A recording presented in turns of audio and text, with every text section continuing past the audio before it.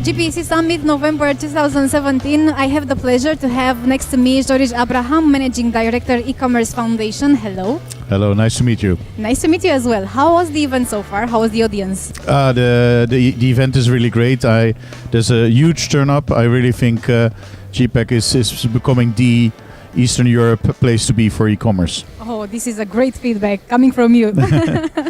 I was wondering, what is the total size of e-commerce in Europe at the moment, and what is the forecast for growth in 2018? Yeah. The market is nearly 600 billion euros now, every year growing with 15-16%. This year it's going to be a little bit less, we estimate about 13% growth. But I mean, who wouldn't like to have 13% growth? So I think we're doing very well. And especially Eastern Europe is doing very well. It's growing with 21-22% this year. So I think Eastern Europe especially is doing very well. Can you tell us which European countries have the highest growth during 2017? Because that would be really interesting to... It's no surprise. I think Turkey. Of course, it's politically at the moment an exciting country, but e-commerce-wise, it's even more exciting. I think it grew with about 40% last year, and the Turkish people are really discovering how to buy online, and it's a booming market, and it's a very big market. I mean, there are a lot of Turkish people.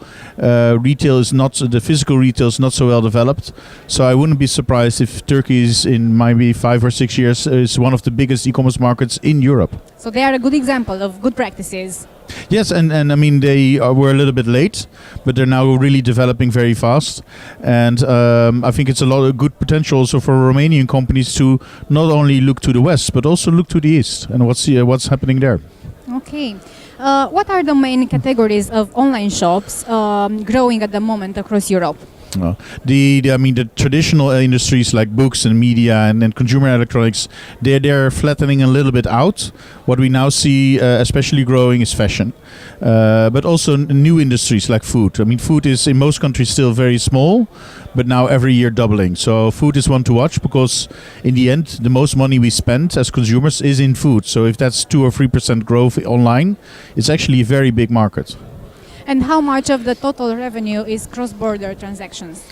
That depends very much per country. What we know is the smaller the country, the more they trade across the border, so merchants selling to other countries, but also the consumers from that country are buying more and more. I mean, Luxembourg is of course a great example. 85% of everything they buy is from across the border. They don't have enough offering on the local markets, but even Germans are buying now 20% across the border. I see. At the GPeC Summit and of course other digital marketing conferences across the world, we speak a lot about digital innovations, right? And there are certain buzzwords, to say like this, as VR, chatbots, augmented reality, and so on and so forth. So which of these tech trends you think that will actually catch up and become let's say day-to-day reality in e-commerce, maybe? Yes, I think the one we're all underestimating is voice. I mean, voice combined with artificial intelligence and big data on the back end. We expect about 50% of all the searches which are now being typed in at Google, they're text-based, will be voice-based in about 3 years' time. So I think the way we will shop will change, not only from PC and laptop to mobile, but more and more to voice, and voice will be everywhere. So we will have microphones integrated into our fridges, into our cars, and we will shop online, not using our mobile, but maybe using our car or our washing machine to do the shopping in a few years' time. Probably every online shop owner that is right now watching the video is trying to find out the secret sauce, the secret recipe to succeed in this e-commerce industry. What would be your piece of advice, or those 2-3 elements that they should take into consideration in order to succeed? Yeah, I think the most important one is to look at your proposition. What do you really offer? I mean, if you're selling goods and services of others, you really are in a dangerous position, because I mean, Amazon has not hit the Romanian market very hard. but they just entered the Dutch market and they're hitting us hard. And I expect that the same will happen to Romania. So you really have to look at your proposition. How do you really add value? How can you know the customer really better than Amazon with all the data they have and all the artificial intelligence knowledge they have? Will it be on service? Will it be on the experience? Will it be on unique products? You have to think about that in order to survive. So find your unique value proposition. Find your unique niche, and then do not stay in Romania, but go with your niche. Learn first here, but then as soon as possible expand to other regions, because even if you're in a niche, you have to have scale in order to survive. If you were to predict the future, what we will talk about in, 3 years from now in the e-commerce industry, in terms of innovations, technology, trends? I cannot even look 2 months ahead. I think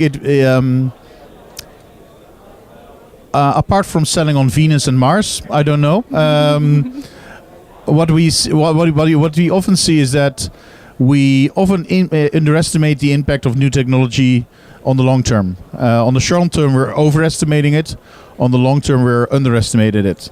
And so now it was the same with mobile. Everybody expected a lot, and then it came, but it came a lot later. But now it's hitting us really hard.